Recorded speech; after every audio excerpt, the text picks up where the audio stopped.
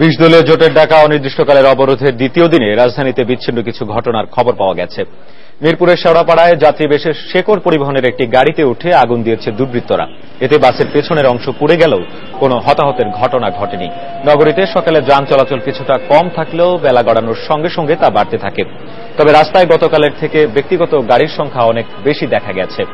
রাজধানীর বিভিন্ন মোড়ে মাঝে মাঝে যানজটের সৃষ্টি হয়েছে। কর্মস্থলে যোগ দিতে সাধারণ মানুষের গণপরিবহনের জন্য অপেক্ষা করার দৃশ্যও ছিল চোখে পড়ার মতো। এদের অনেকেই অবরোধের কারণে তাদের নানা ভোগান্তির কথা জানিয়েছেন।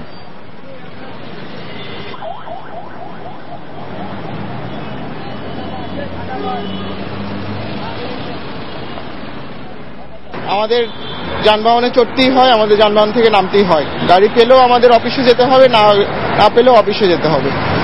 অবরোধ আমার কাছে মনে হয় না যে অবরোধ হচ্ছে। গাড়িগুলো তো সবই চলে দেখি। মাঝখান দিয়ে অবরোধের একটা আতঙ্কে আমরা একটু ভীত সন্ত্রস্ত আছি। তারপরেও সবকিছুই করতে হবে, সবকিছুই চলছে।